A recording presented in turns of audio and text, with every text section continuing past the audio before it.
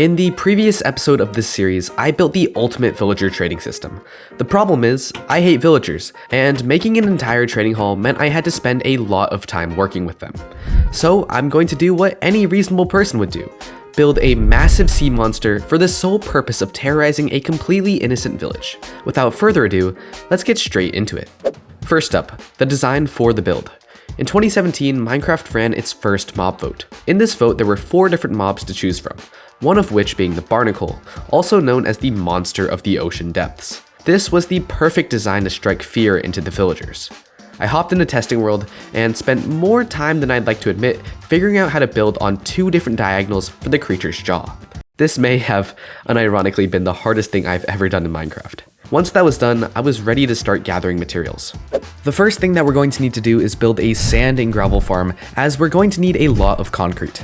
The only problem is that you need to have access to the end to make the farm, and I haven't killed the dragon yet. So, let's do it. I'll put 30 seconds on the clock, and by the end of it, the game will be beaten. Cue the montage.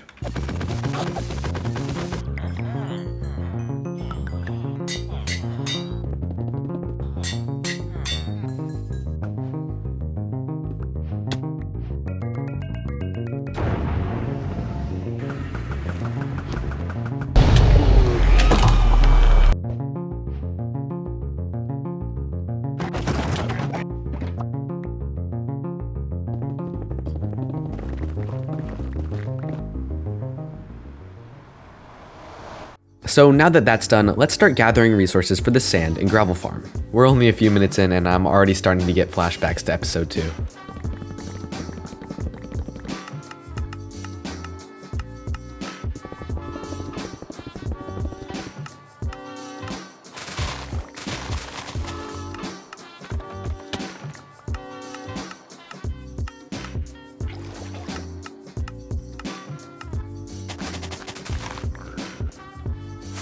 The last 3 items that we need for this farm are honey blocks, slime blocks, and packed ice.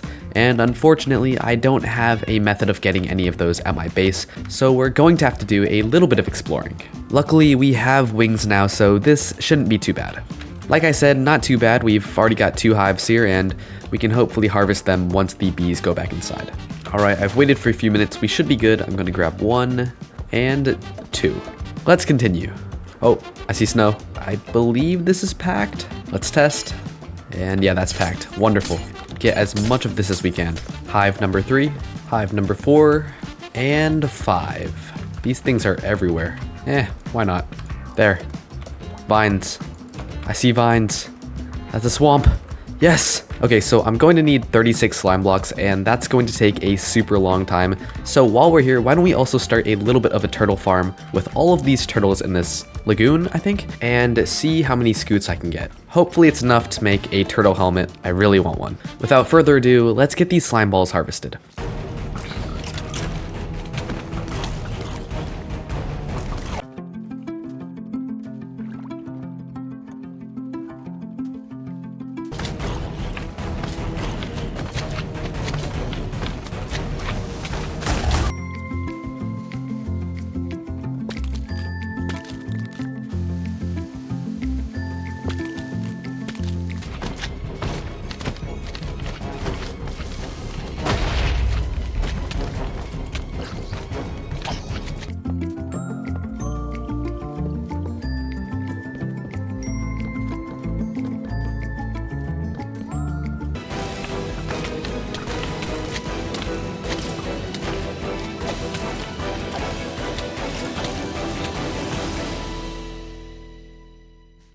Welcome to Fort Scoot. You might be wondering why we have a whole base set up here, when the original goal was just to get some slime. Well, I got the slime pretty quickly, but then the turtle eggs took a long time to hatch. And for some reason, I decided to stick around. And they took so long that I actually went ahead and built the bee farm as well. And we have the honey blocks that we need, as well as the slime. So believe it or not, we are ready to start building the sand farm. The first thing that we're going to need to do is prepare the area and the portal for building the farm. Alright, the amount of zombie noises coming from this wall is just obnoxious. I'd bet my turtle helmet that there's a zombie spawner within 30 blocks. Yep, right below the room. You know, this is a really bad idea, but why not?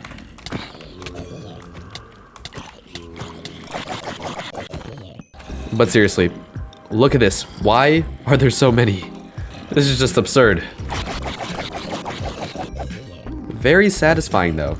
Back to business, redstone. I'll be completely honest, I have no idea how the redstone for this one works. So let's get this constructed real quick and then I'll show you the working farm afterwards. Next, we need to build the chunk loader so that when we're in the end collecting the drops for the farm will still stay running in the overworld. Then we just need a few bits of redstone. And there we go, chunk loader complete. Let's set our spawn and then head to the end. The farm produces around 72,000 blocks per hour, so we're going to need a really big storage system. This should work. Now for my favorite and least favorite part, testing. Let's activate the chunk loader, place our desired blocks in, turn the farm on, and then immediately head to the end. And unless my eyes are deceiving me, the farm is functioning. That is so cool. Oh, they're mad at me. And already we have a crazy amount of drops rolling in. I think I just need to AFK here for like 15 to 30 minutes and we should be done.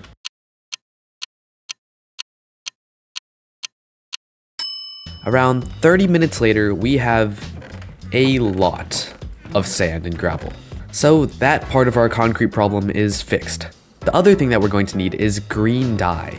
I think I saw a desert on the way to the swamp, so let's stop by and grab some cactuses. Oh, and can't forget to turn the farm off.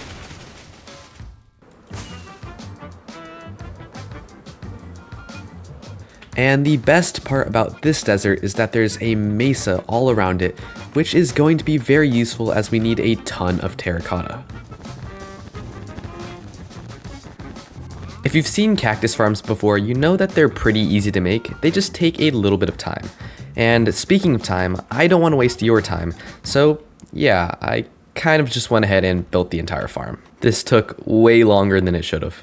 So far the farm has generated around 6 stacks of cactus and we're going to need a lot more than that, probably close to a full double chest. So I'm going to close off this room and I'm not leaving until this entire chest is full, or at least close to full.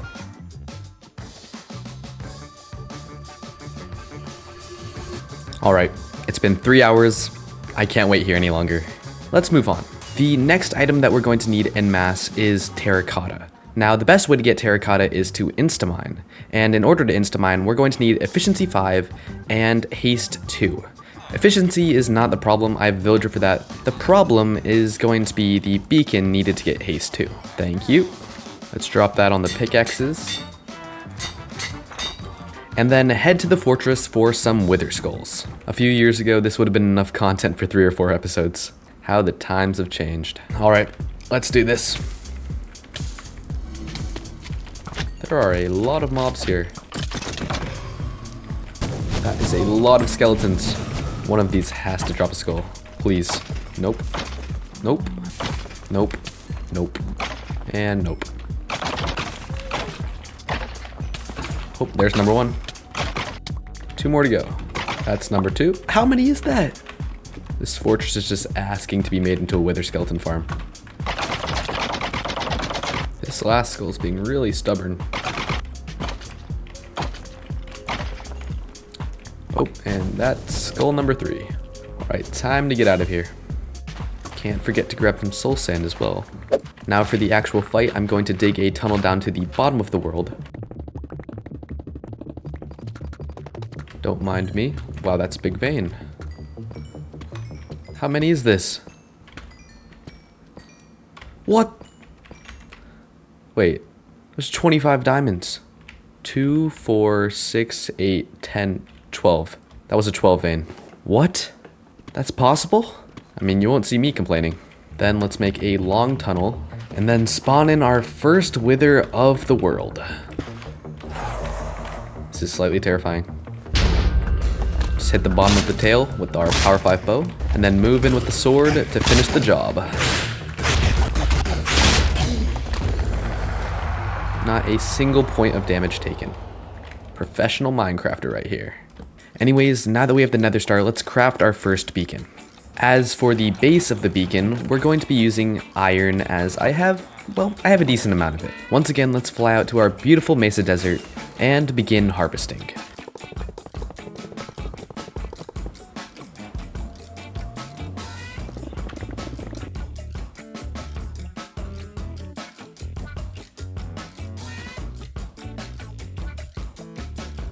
In just about 10 minutes, I managed to get 5 shulkers of terracotta. Instamine is crazy overpowered. I'll go ahead and leave the beacon base here at the mesa biome just in case we need to come back for more later in the episode. The last 2 items that we're going to need are green wool and moss. Right now my wool farm is set to harvest white wool, but I want to change that to green just so that I don't have to use another 4,000 green dye, because that would take another 3 to 4 hours of AFKing, which I'm definitely not going to do. It's a little bit of a bummer because if I had done it sooner, I would already have all of the wool ready. As for the moss, I'm going to need a diamond hoe, which I'm pretty sure the toolsmiths sell. Yep, perfect. I thought I had some moss in this chest, but I guess not. Looks like we're gonna have to find a lush cave. My plan is just to fly around until I find an azalea tree, which usually generate above the lush cave biome. Giant taiga, I'll make sure to keep this in mind. But that right there is what we're looking for, azalea trees. If my information is correct, all we have to do is dig down straight from here and we should land ourselves right in a lush cave. That is not a lush cave. That is not a lush cave. Wow. That's not very nice of you, Minecraft. You know, they say don't dig straight down. That's probably why. Not gonna stop me from doing it again, though. There we go, lush cave. This is bringing back memories to my 100 days in a lush cave video. Good times. No, they weren't. Those are bad times. That was an incredibly hard video. Anyways, let's get what we can. Oh, that's a spawner. What is that? Spider? Nope. But hey, I'm not gonna say no to some other side. Oh, and I'll definitely take some axolotls with me. Now, let's get back home. Wait, that's like a really cool cave entrance. Nope, stay focused. Now is not the time to build a cave base. And before we do anything else, let me load up these cactuses into the furnace array. Once again, getting flashbacks to episode 2. Now, without further ado, let the moss grind begin.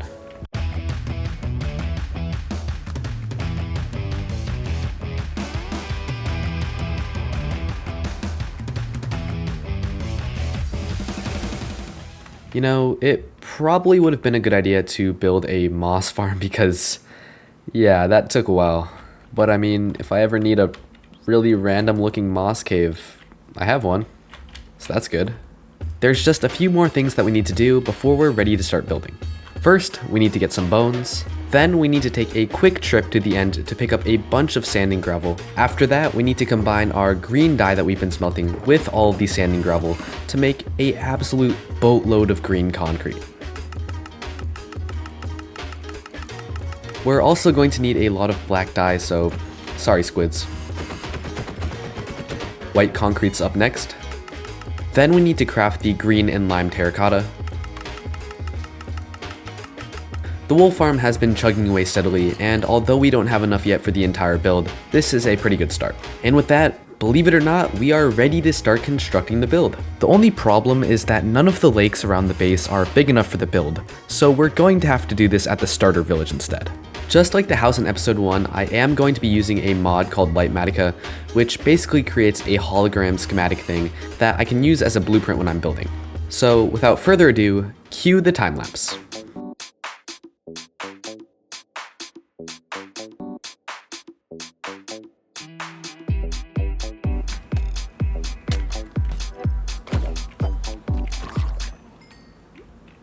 I can't believe this. Thank you, Minecraft gods.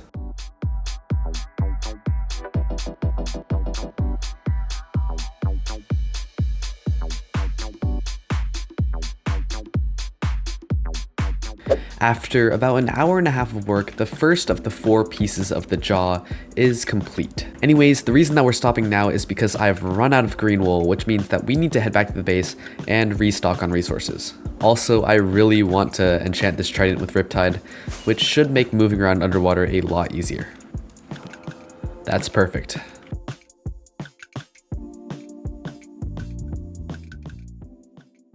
Hopefully this should be enough to finish the build. And these sheep have been very hard at work.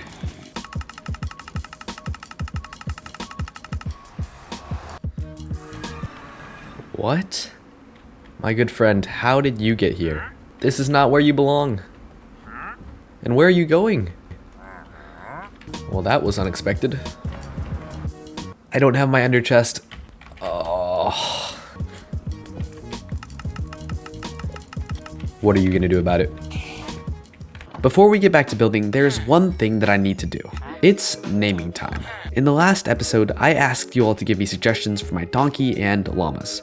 Let's start with the llamas. We have Sylvester, Mo, Dolly Llama, Larry, Joe Llama, Paul, and Schnuckleberry II. And for the donkey, we have Sir Donkalot.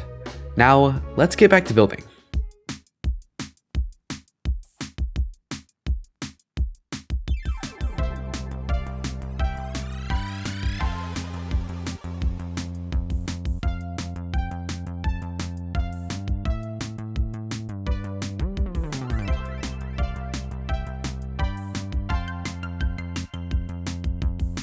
After around 3 hours of work, we are officially at the surface. This unfortunately means that when I place my concrete powder down, it does not turn into solid concrete. So I need a solution.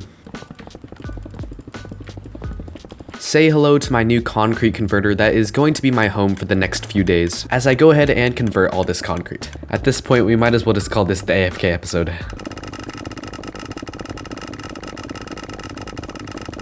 Before we get back to building, I do want to build a portal over at the build site because I'm wasting a lot of rockets currently flying back and forth. However, it does seem like we're gonna have to find a different lava pool as I've fully exhausted the resources in that one. Perfect.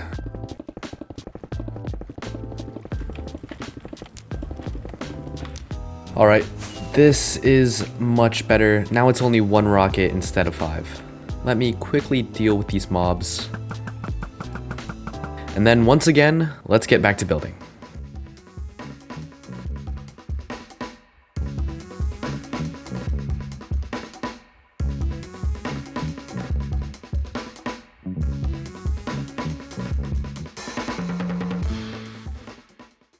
Just finished up another AFK session. Hopefully this one will be the last. I spent about 5 hours and managed to get quite a bit of cactus. And more than enough wool. I feel like a broken record for saying this, but once again, let's get back to building. Okay, well, that was unexpected. Seems like every time I come through that portal, something unexpected has to happen. It's part of the world lore at this point.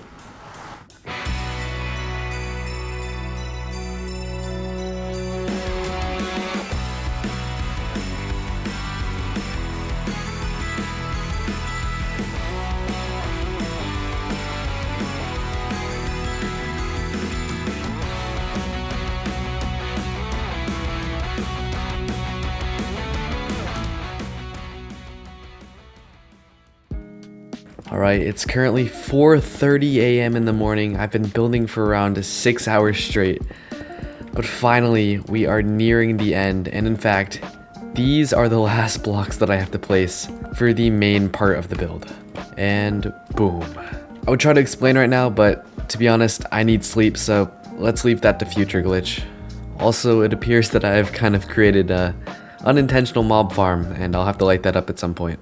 Alright, it is now the next day and my batteries have been mostly recharged and I'm feeling really good because the build is mostly complete. We're not even done yet and this is already by far my favorite build I've ever created in survival Minecraft. Now, although this thing looks pretty cool already, there is something missing. And no, it's not those 3 blocks right there, although I don't know how that happened. I'm gonna fix that right now. As I was saying, we are missing a few things and one of those things is a tongue. A really long tongue. Let's get this thing built up real quick. And yeah, that makes the build look a lot better. Moving on to the back, you'll notice that there's a few holes, and those are going to be where we build the fins for the creature. This is the last step for the exterior, and I'm super excited.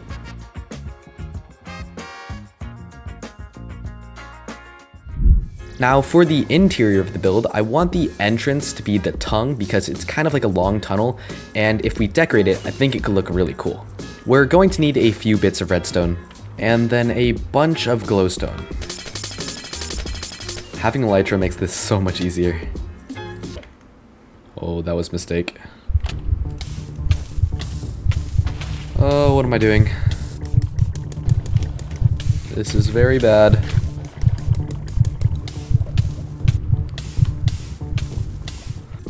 Okay, let's try to be more careful. I don't even know what to say anymore. Are you two partners? Would be a real shame.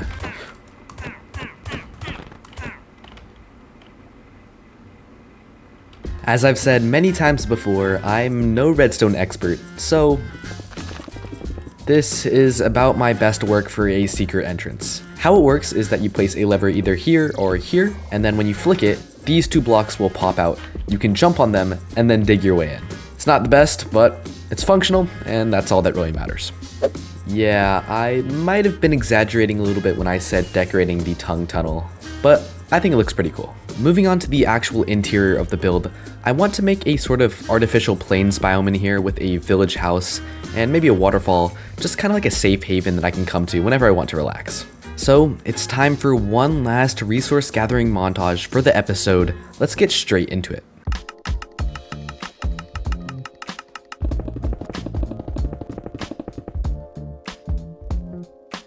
Then all that's left to do is to actually build this thing up.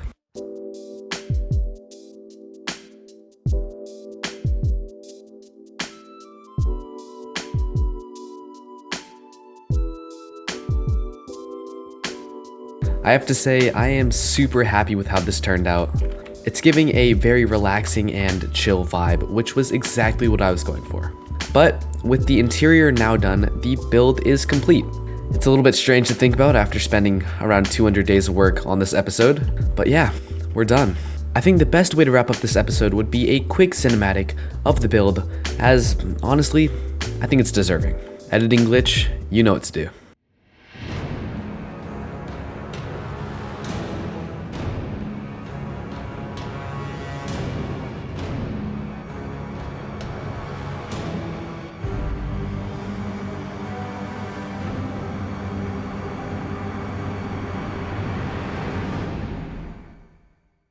So yeah, I hope you all enjoyed the video.